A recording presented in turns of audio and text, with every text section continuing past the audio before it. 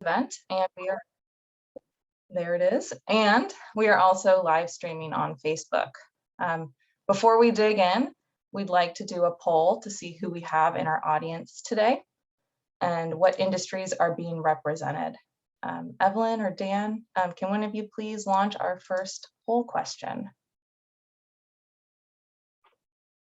All right, so if everyone could take a minute here and just select which industry you are in. And I'll give you a few minutes here. So while you're filling out this poll, I'll go through some logistics. During the presentation today, please feel free to type all of your questions into the chat and we will read them at the end. We'll keep an eye on time, however, with such great content and speakers, we may run a bit long today. And lastly, we will share all the slides after the event, so don't worry. We'll give it about 30 more seconds to a minute on this poll before I hit end. So again, those of you joining, this event is recorded and being live streamed on Facebook, and we currently have our first poll question open. What industry are you in?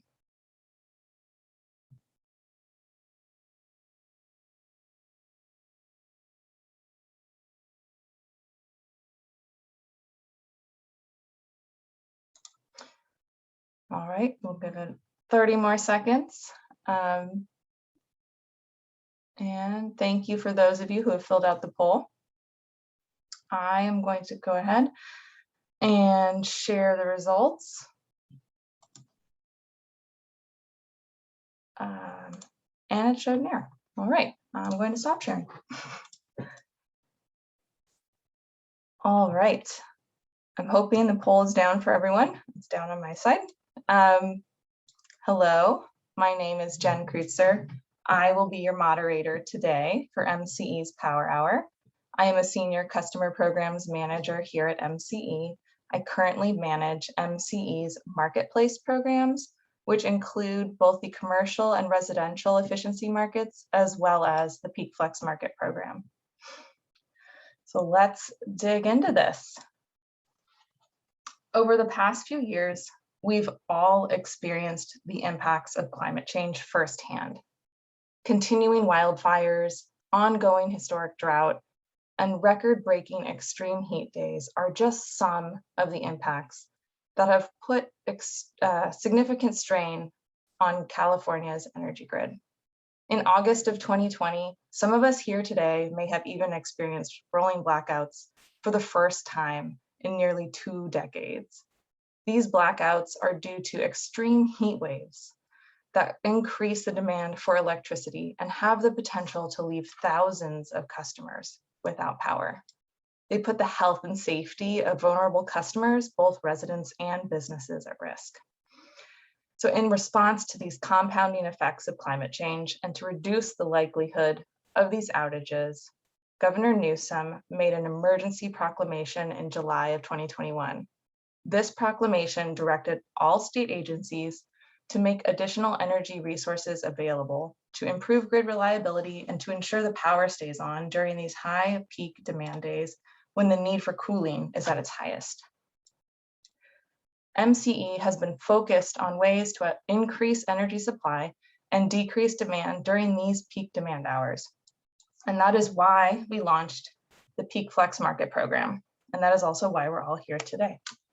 First, this is a first of its kind marketplace program aimed at shifting customers' energy use away or out of these times of extreme demand by integrating a wide range of technologies and strategies, such as smart thermostats, energy storage, managed electric vehicle charging, and behavior shifts, just to name a few.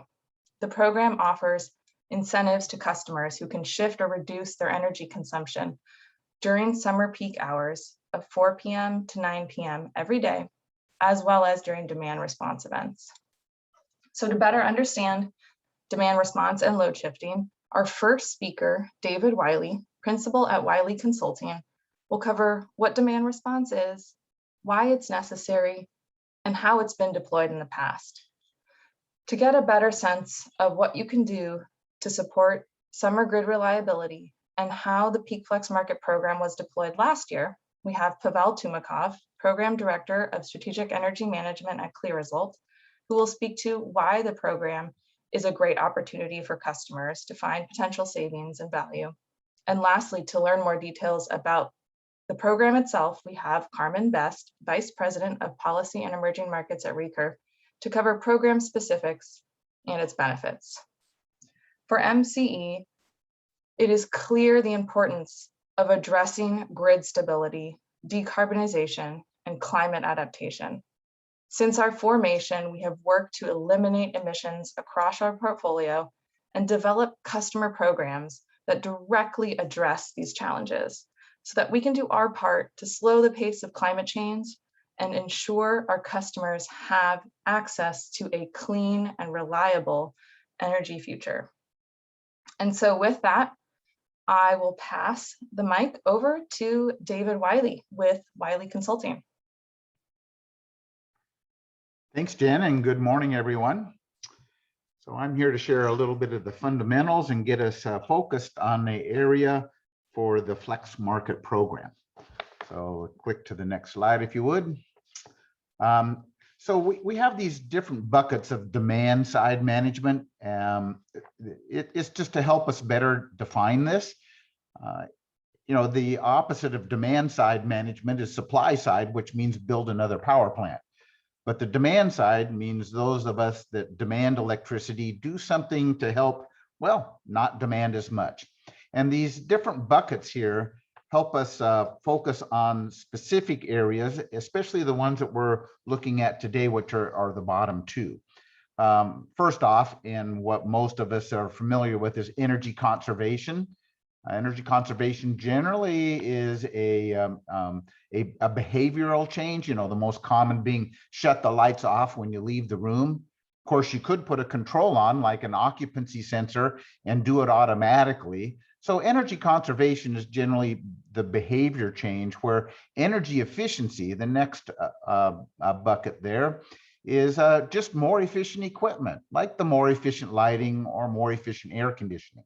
So we can do both. We can put in more efficient equipment and control it more efficiently for conservation. Of course, distributed generation, next one down, most popular is photovoltaics. So that feeds into our grid and certainly has affected how the grid and power plants operate. The next one's called load shifting. Now, this is getting closer to the flex market, where we're looking at maybe reducing load at peak times and shifting it to other times, maybe even when there's a surplus of electricity. We've got a couple graphics of these to take a look at them, but load shifting usually involves maybe when a certain process is done, or in air conditioning, you may pre-cool in the morning or midday and then back off during the peak time. Now, peak management, a little different. This is managing loads to avoid the peak demand. Now, most commercial buildings, especially the larger ones, have something called a demand charge. And this is to avoid that costly component of electric rates, which for some can be nearly half of their electric bill. And then the last one is demand response. And this is when the grid operator, the utilities, or those that manage the grid actually raise the red flag and say, hey, now's a particularly important time to reduce this load because maybe there's a problem on the grid. So, we think of these as individual buckets, and in many cases, programs are focused on maybe one or two of these in particular. Let's go to the next slide. So much of what we do, we just kind of categorically call it energy efficiency, so that if you have controls or more efficient equipment, of course, that's going to happen around the clock, 87, 60 hours a year. Where we're focused today with the flex market programs is maybe daily load shifting, moving load away from that peak time, or demand response, which, well, it says occasionally called by the utility, and occasionally has, well, historically been anywhere from 10 to 20 times a year. These are kind of on critical days, emergency type days. So let's take a closer look, particularly at this. Next slide, please. So if we take a I think my pointer is working. I hope it is.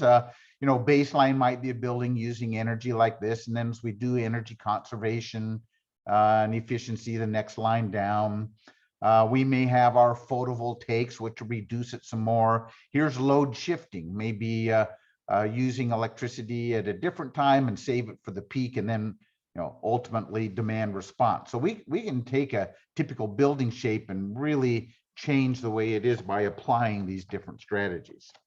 All right, next slide.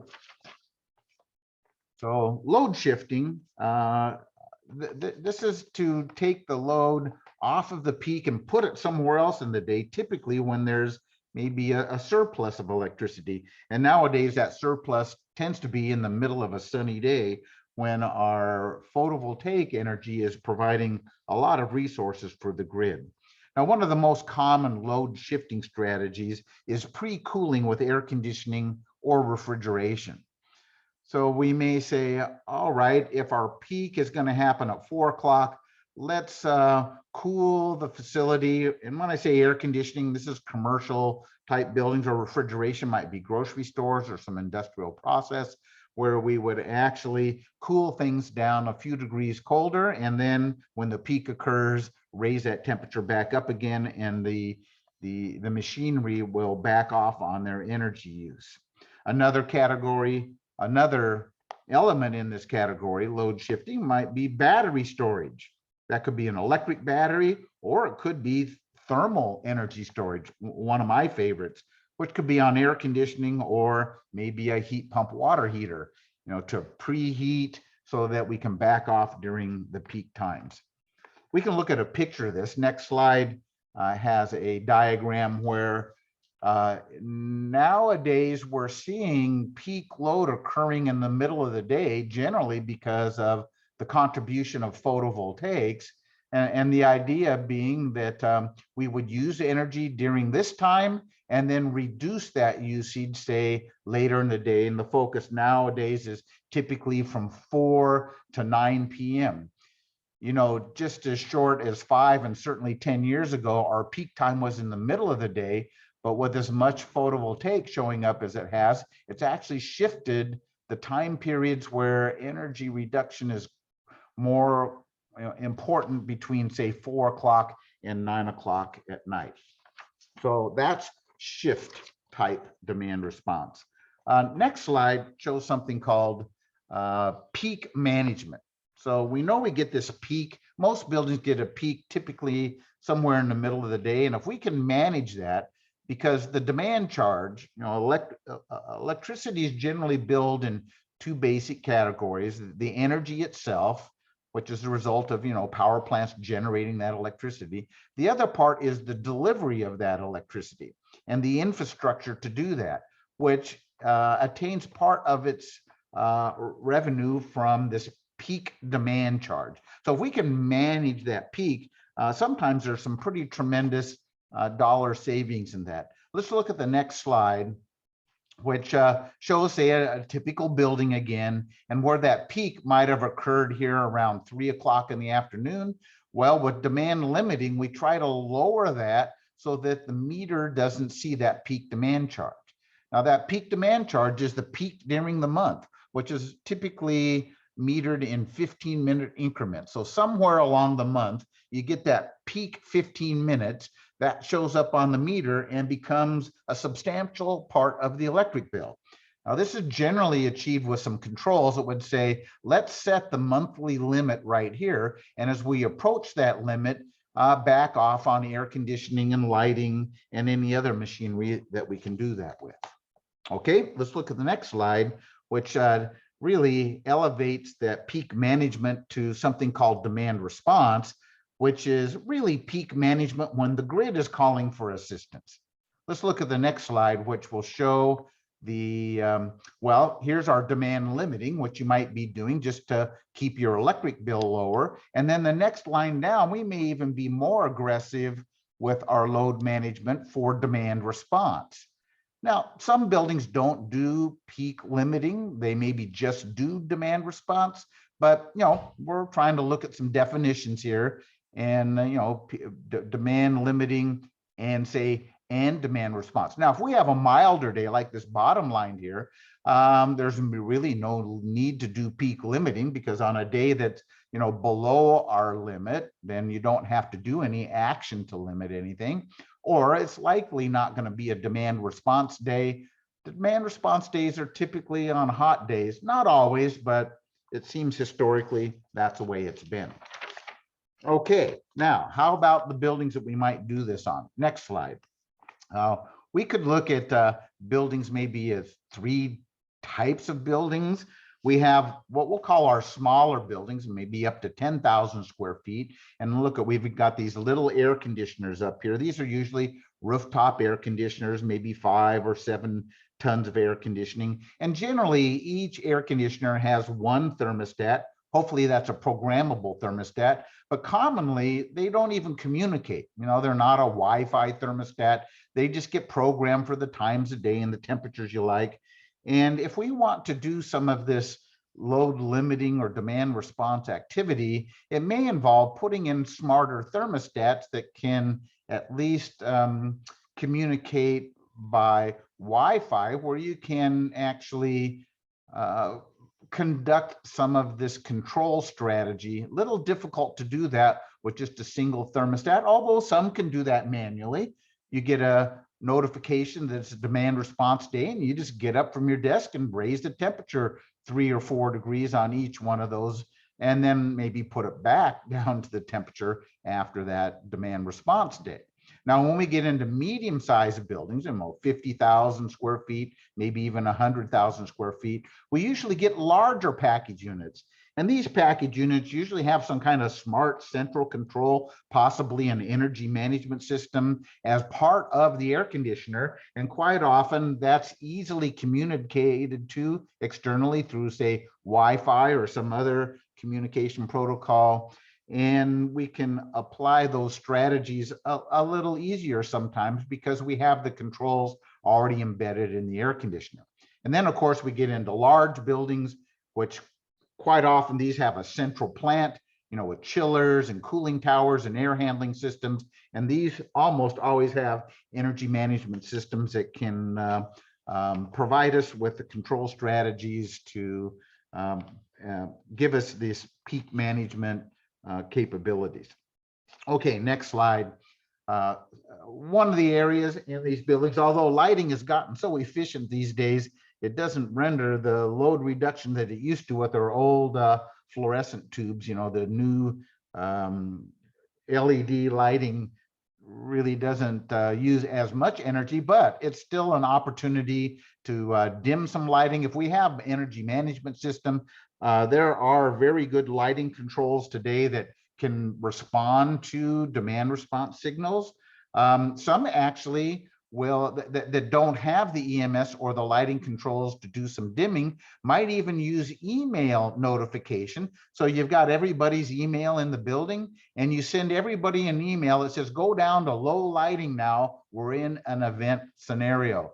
So, that's been successfully achieved. And then some actually get into lighting circuits. Today, we have some pretty smart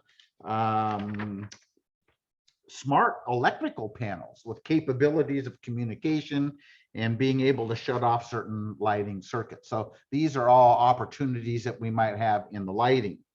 Now, when you look at air conditioning, next slide, and whether it's a bigger building with a chiller plant or smaller buildings with package units, these we might even call people buildings, as it has in the title up here, because typically, and the challenge here is to reduce load without reducing comfort, at least a noticeable amount.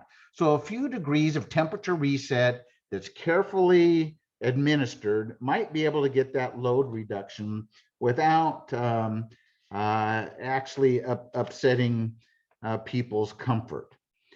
Quite often the grid is at a peak on hot days, and that's congruent with peak air conditioning load, and it just happens to be something that happens at the same time. So next slide here gives us kind of the short list of things we might do in office buildings. Dim the lighting, raise the thermostat, sometimes called global temperature adjustment, and for package units or chillers, Some maybe will shut down an elevator. It depends on what time that's occurring. We don't want to slow anybody's movement around the building. Turn off equipment not used, some ornamental things like a fountain pump, vending machines, maybe. Sometimes there's processes within a building like a printing plant, and maybe you could delay some printing during that peak time. Next slide. So the central plant here, if we do have the energy management system, so more easily to tell all the thermostats, everybody up. We might cycle air conditioning units by actually turning off the compressors. Here again, notice pre-cooling the building. So if we know this is coming, say a day in advance, you could cool the building during the middle of the day and then back off during the peak time. Oh, and then one of my favorites here, consider thermal energy storage. Okay, next slide says on the air handling systems, they're usually constant volume where we cycle the fans on and off. There could be an opportunity for ventilation control. You know, a lot of these commercial buildings, this peak flex time is starts at 4 o'clock.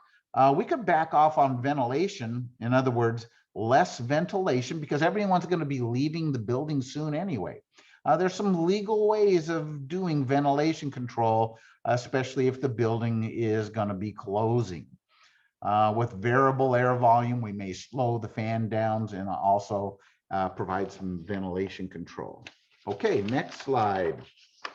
Other machinery. And of course, this could be extended into agricultural and industrial process, but we have various pumps and fans. Here's miscellaneous machinery. You know, so we just go through buildings and figure out what things contribute. You might say, well, that's not very much, but when you add them all up, before you know it, we've got kilowatts turning into megawatts.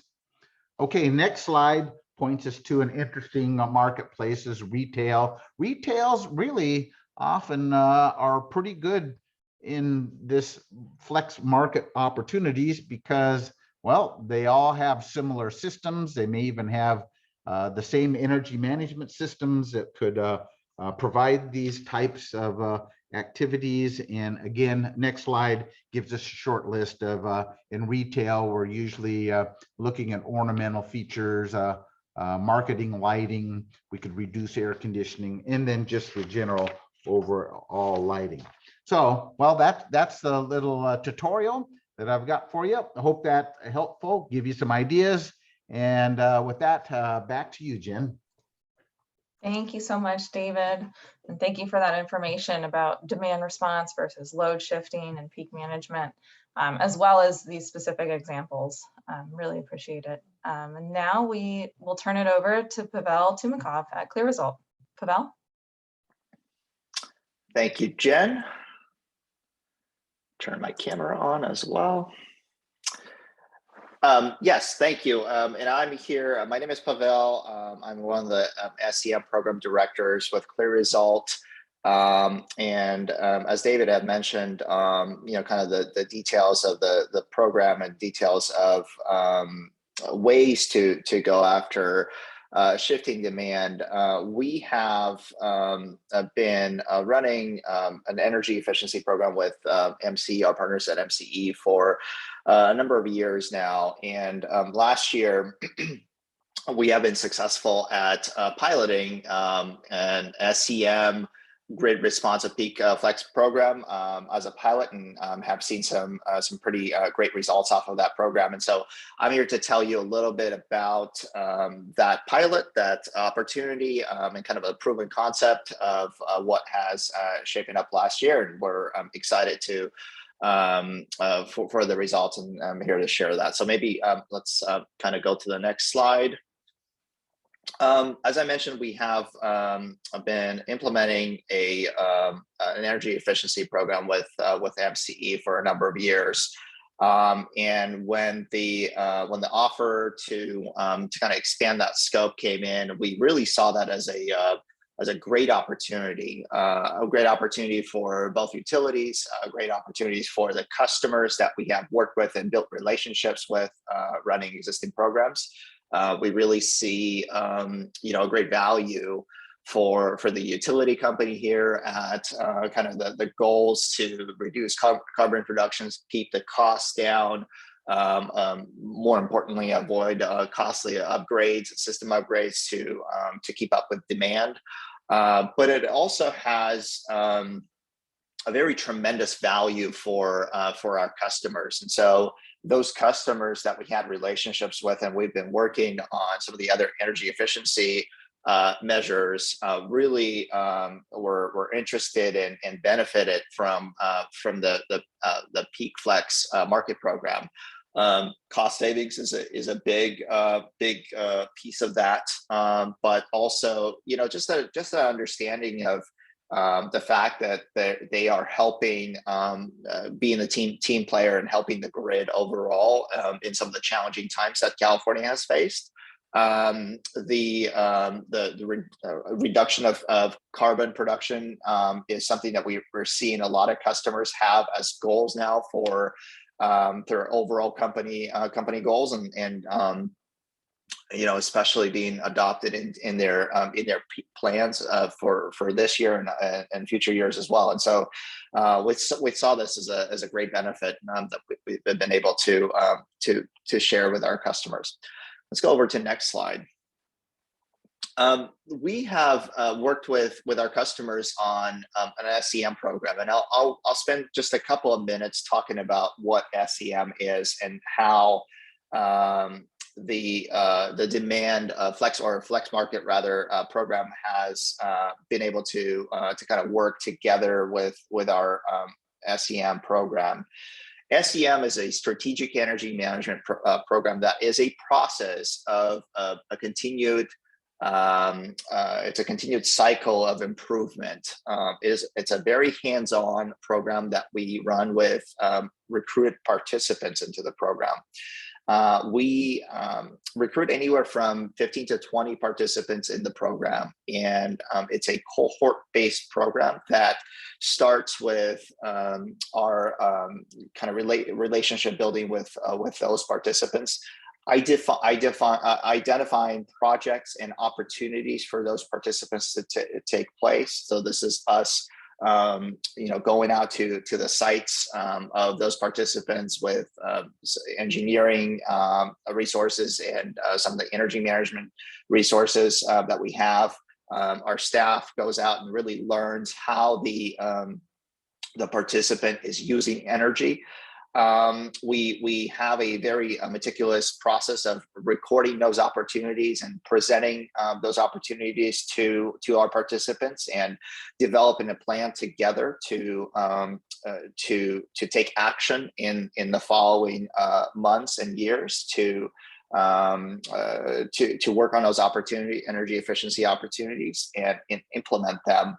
And then kind of closing out the cycle is the measurement and verification piece of it, which is we work to build statistical regression models with our participants and really visually show how they use energy, and if there are any savings month to month. That those models are kind of live and continuous. And so we work with our participants to really understand how that energy use and impact is month to month, and hopefully make improvements and see the overall energy consumption go down, right? And so, you know, as I mentioned, it's a continuous process where we keep refining those opportunities, keep those conversations going, and reprioritizing opportunities where if some were kind of later down the line because they required some funding,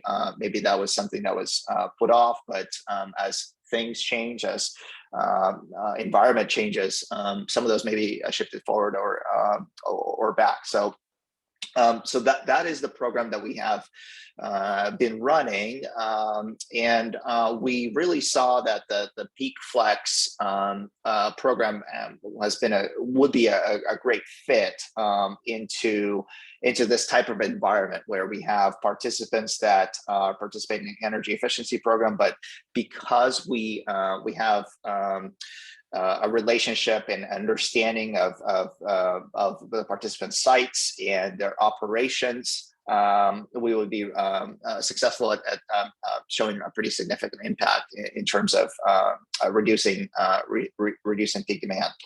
And so let's go over to the next slide.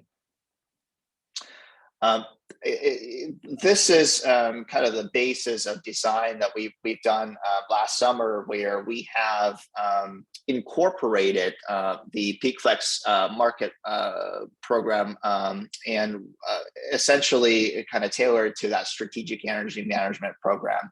The first step for us was to identify opportunities, right? And these opportunities were not just opportunities that were related to overall energy profile of the customer, but opportunities that have focused on that 4 p.m. to 9 p.m. time window, right? And identifying specifically the equipment that was driving the most energy between those times. And then more importantly, understanding what specific processes are driving that equipment or people that are in place to drive that equipment, right? Are we talking sensors, timers, switches? Are there people that are operating equipment or lights or anything like that, controls? And so this was kind of an opportunity for us to work with our participants and really come up with a good understanding of what can be done and what equipment it can be shifted out of those specific timeframes. The second step is work to reduce and put in place processes that would enable to shift that demand away from those hours. Right, and this is work that we've done with one-on-one work that we've done with maintenance managers and folks that had direct contribution to running equipment or turning equipment off or making adjustments within their building management systems if they existed, or possibly turning lights off where they were not needed. And so this was a process developed of post identification, identifying people, but also a communication strategy and really identifying a line of sight of what needs to be done should more drastic signals come from utility to go into the event, but also day-to-day operations that can be adjusted, processes that can be adjusted. The next piece is share. We found that communication strategy with our participants and keeping the communication constant and in the full loop back mode, where we would keep having meetings and opportunities to connect with our participants and understand what their challenges is, so we can kind of work through those. We found that to be a very important piece in the program and resulted in success to kind of keep that communication going, so that we're able to be connected and really drive that change for our participants. And last but not least is the reporting piece. Again, much like with our other energy efficiency programs, we find it of critical importance to share the results back with participants and have them understand what the changes that they're making, what results those changes are delivering. Just as critical as on the monthly basis for energy savings, this was reporting back on individual events and individual load profiles that we're seeing on that interval data. As was mentioned earlier, we have access to oftentimes we have access to that 15-minute interval data with our participants, and so being able to look at those shapes and being able to look at kind of demand essentially real time or a day back is very important to prove out some of the concepts of being able to shed load during specific timeframes. So that we found that to be very useful, and again, part of that continuous cycle, part of that continuous loop of working with participants to shift out that demand out of those hours.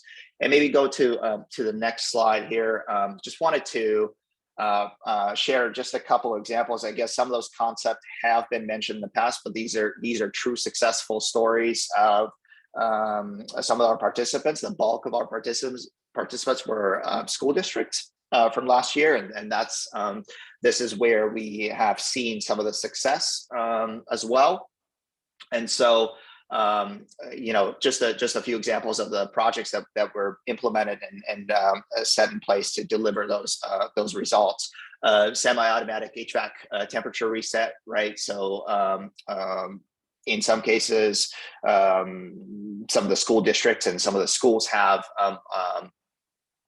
systems, the building management systems, where we were able to make some tweaks with our participants and with the maintenance staff that resulted in significant savings.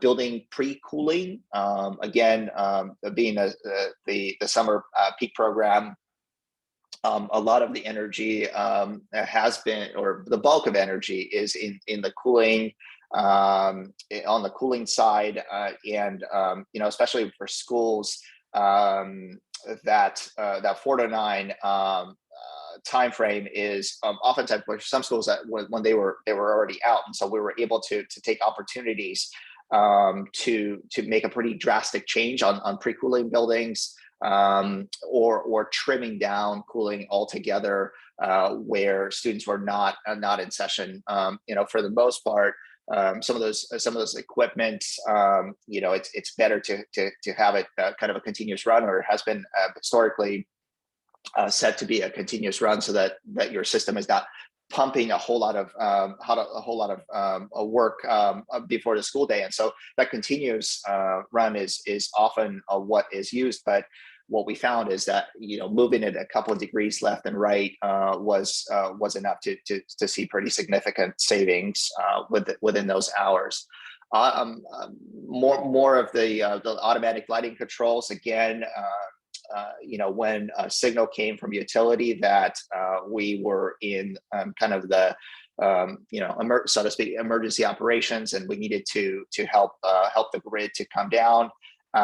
In terms of demand, additional measures were taken by schools to shed lighting where it was possible, or possibly dim lighting. And so that was another thing that was looked at, and another project that has proven to be successful in terms of delivery. And in process control, again, this is more it's different from one school to another, but I've called it a process control just because in some cases it's pool equipment, in other cases it's kitchen equipment, so it can be different. But in places where we were able to identify those projects, whether it's trimming down VFDs on pool pumps, or fans on kitchen equipment, we were going after those projects, and again, in the grand scheme of things, they have proven to be successul. I think this is my last slide, so the next one is going to be for questions. But Jen, I'm going to go back and hand it back to you, and maybe we can go with questions after that. Great, thank you so much, Pavel. Exciting to see the Peak FLEXmarket program integrate and layer on top of other programs. And now that we've heard from 2 speakers on various opportunities and strategies, so hold on, Carmen, we would like to launch our second poll, and we would like to hear from the audience and hear from the attendees on any opportunities that you know about your facility and what you can do to respond to a demand response event. So hopefully the last 2 presentations have kind of given you a sense of, or different ideas and strategies that you can do. It's cool to see these live events. I see the most votes for sending staff home early, so I'm wondering if that's a desire, or if that can actually happen. We'll give it another few minutes here, few seconds here. But Pavel, while we're waiting for this, we have one question, and If you are able to briefly answer, what was the single most successful activity that you saw that reduced peak energy usage? Great question. I think, as I mentioned, we have worked with schools for this pilot program for the most part. And the HVAC control systems was probably the most energy intensive component of that scope, and certainly setbacks or pre-cooling buildings, and then shedding load during the event was #1 contributor in terms of demand reduction. Awesome. Thank you, Pavel. And thank you everyone for responding to the poll. I think we can go ahead and close that poll. I'm not sure if we click share the results, but very interesting to see, and I appreciate everyone responding. And with that, we have our last speaker, saving the best for last, Carmen Best, VP of Policy and Emerging Markets at Recurve. Carmen. Thanks, Jen, and thanks for the opportunity to contribute today. I'm Carmen Best, and I've been working with Recurve on the policy side of the operations for over 4 years. And prior to that, I spent about 10 years in and around the Public Utilities Commission, managing the evaluation of energy efficiency programs. So some might characterize me as a bad guy, but now I'm working on implementing this program with Jen and the rest of the team at Recurve. So I'm going to be sharing a little more depth on the FLEXmarket concept kind of as a whole and where it came from, and then I'll highlight some of the customer opportunities in the MCE service territory for this summer. But I'd like to start at home. Next slide, please. We have one of the most famous bridges in the world right outside our door. And when it comes to managing demand side resources in California, we can sometimes operate in a bit of a fog, that being customers or other entities, because we're trying a lot of things at once, and the regulations or even the data and analytics that are available to make good decisions can get a little out of whack. Next slide, please. And this fog tends to extend into our current kind of crazy quilt of California policies that we have on clean energy.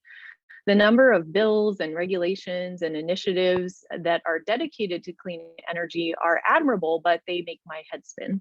And they all are well-intentioned, but they have had some unintended consequences of pulling people in different directions, and some cases creating potentially competing priorities, and sometimes too often counterproductive rules, because it's impossible to synergize or take advantage of every incentive or program on offering.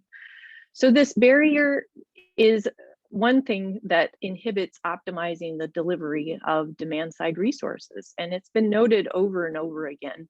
But to date, we haven't really found our way through this fog. And then when we're really in a pickle, an emergency may be at hand, and we find ourselves scrambling to respond like we did in 2020, which Jen spoke a little bit about. And last year, when Governor Newsom declared a state of emergency, he citing the pending power shortfalls in 2022 and 2023, he called on all state agencies to take action. Next slide, please. And when the Public Utilities Commission was starting to deliberate alongside MCE, we submitted a proposal that we'd already been testing out with MCE and offered a much more streamlined path to procure demand side resources for grid optimization that can also drive customer value at the same time. The generic name for the proposal was market access, because it was designed to make the market for delivering demand side resources more accessible to those who could offer services to customers, and or pathways for customers to be paid for the actions that they were going to be taking themselves, as opposed to 2020, when customers were simply begged to reduce their load to mitigate a crisis. So after many thousands of pages of debate and proposals and a bit of drama, because regulatory proceedings are their own mini soap operas, the CPUC agreed to establish a market access pathway to mitigate these potential summer reliability issues. And they funded it at about 3 times the budget that we'd suggested originally. The 2 proposals that got the most funding were the statewide market access program, which we'll talk about as FLEXmarket, and a portion of this is being managed by MCE. And MCE's Peak Flex program was funded in full per their request. This regulatory breakthrough was really possible because of MCE's innovative spirit and our partnership of problem solving that we've had with them over the years.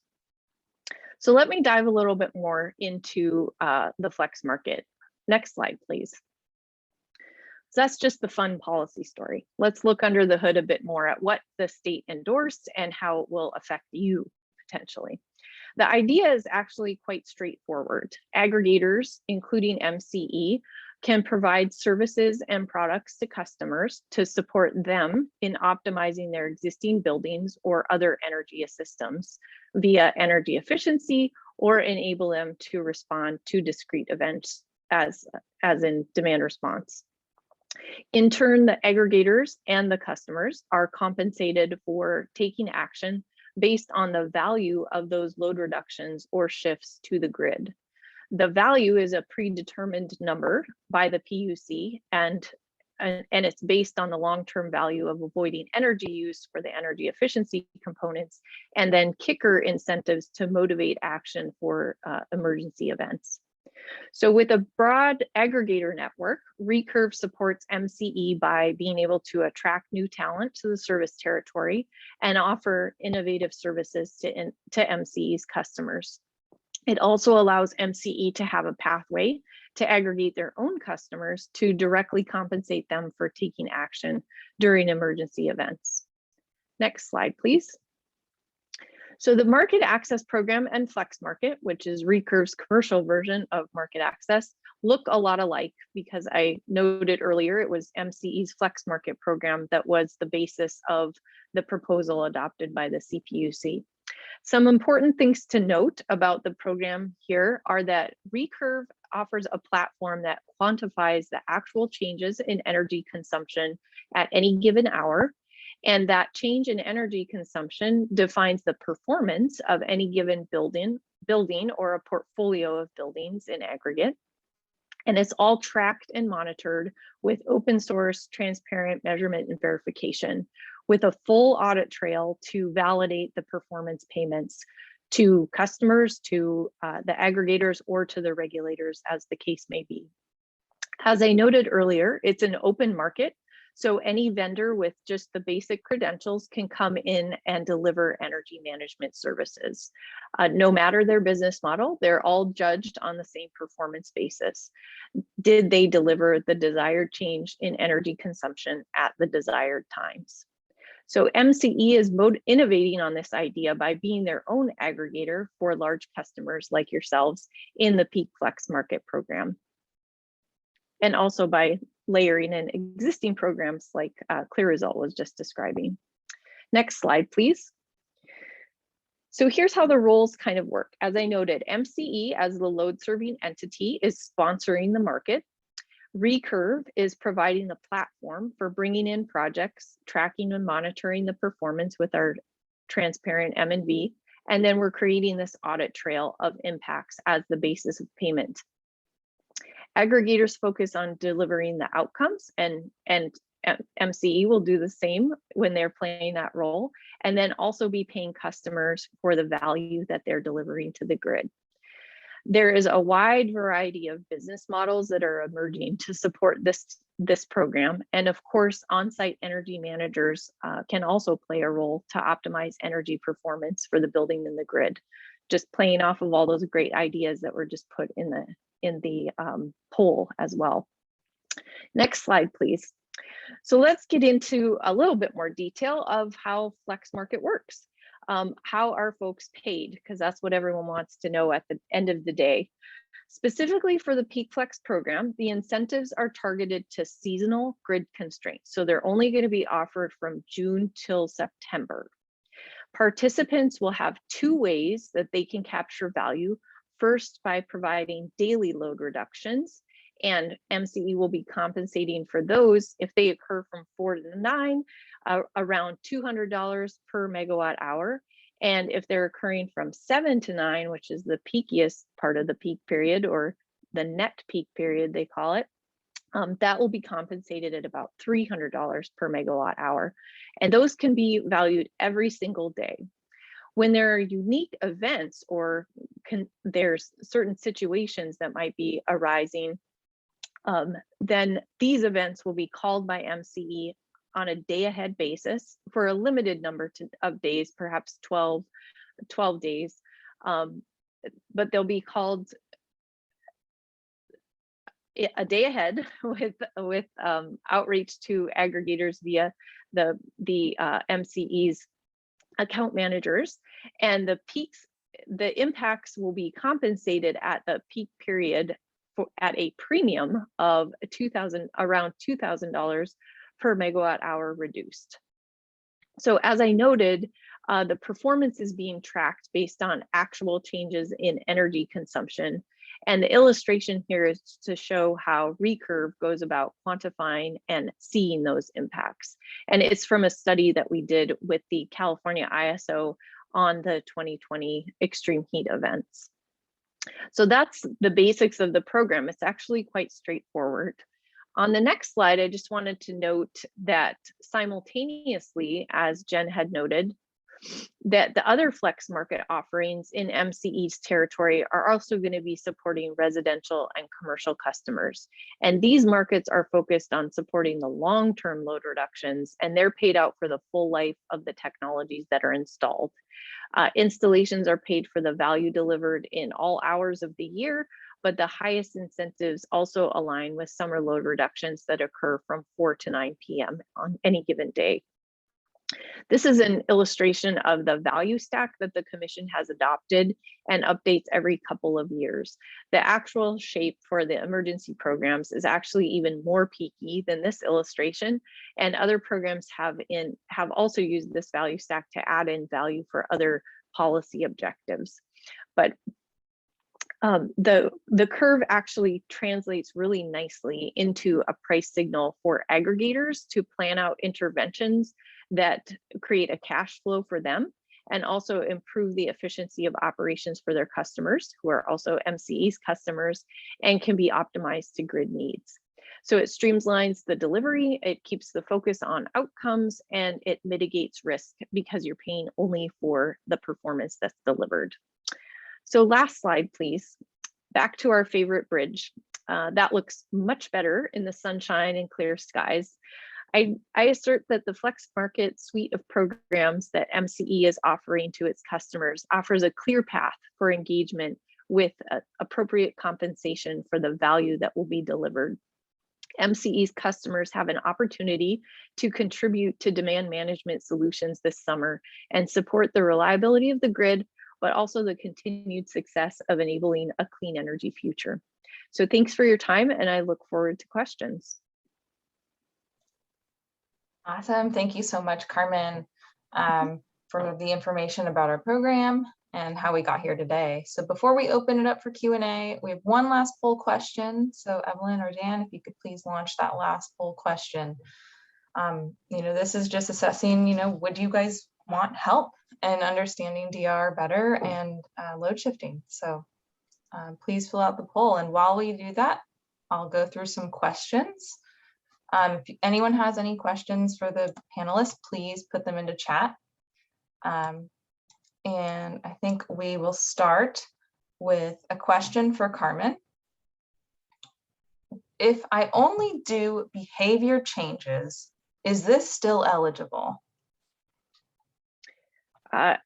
Yes, it will be if it is going to be showing up at the meter. In the Peak FLEXmarket program, you will be able, if the behaviors that you can take on without having other technologies installed, if you can demonstrate that you can reduce load at that point in time, you would be eligible for payment.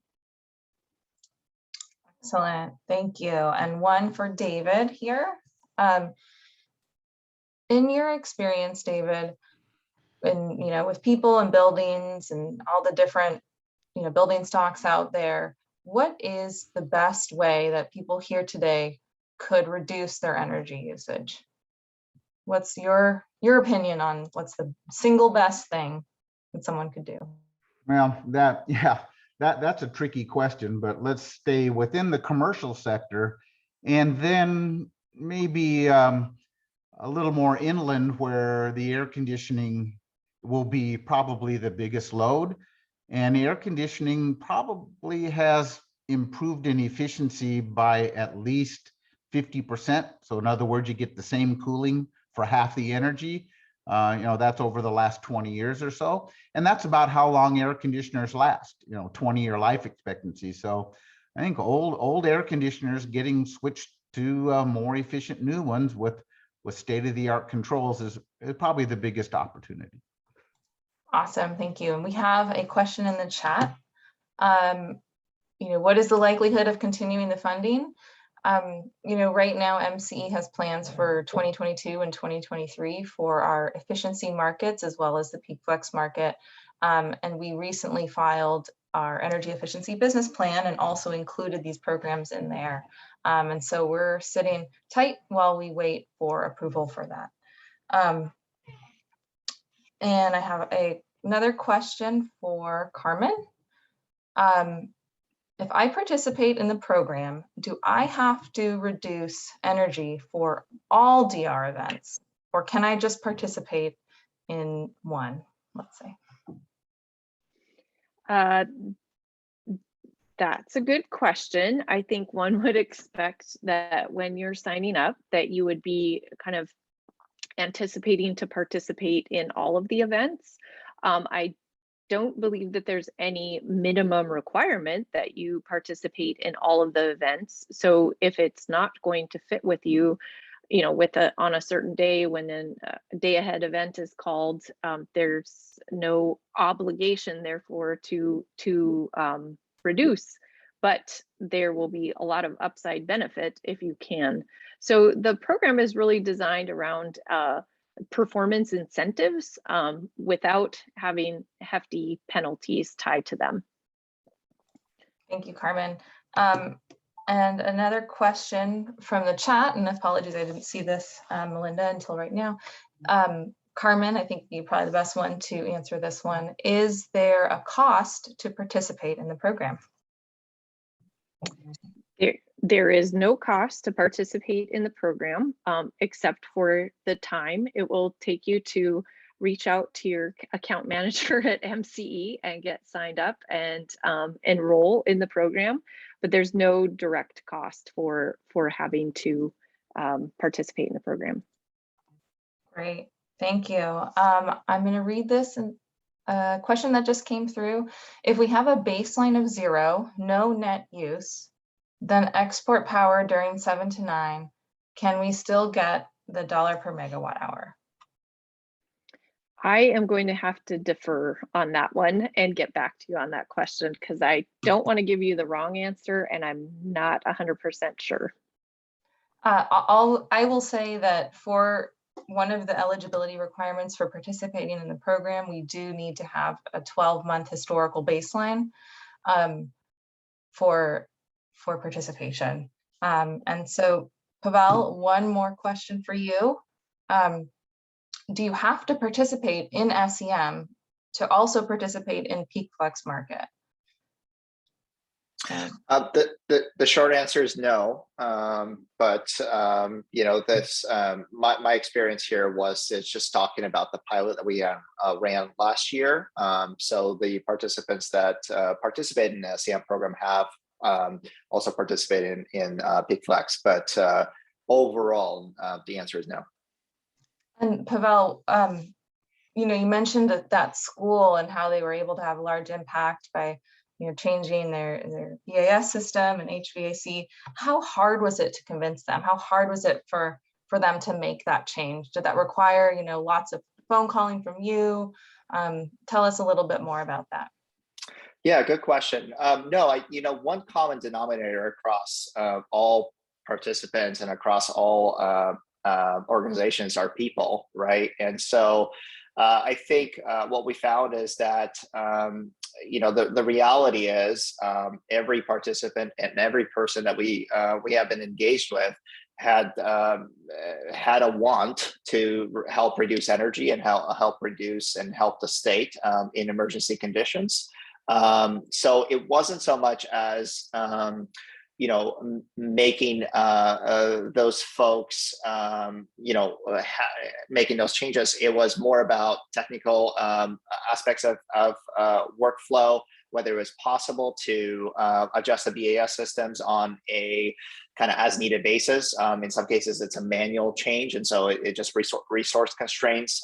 In some other cases, you run into other technical constraints, and so our work wasn't about the difficulty of working with people, but the difficulty of getting through the specifics of each individual project, and on the technical side, whether it was feasible to make those changes, either on an emergency type setting where a lot deeper savings are achieved when the signal is received, the day-ahead signal is received, or on a continuum where we are looking at possible ways to reduce energy consumption from 4 to 9. Great, thank you. And last question here we have for David.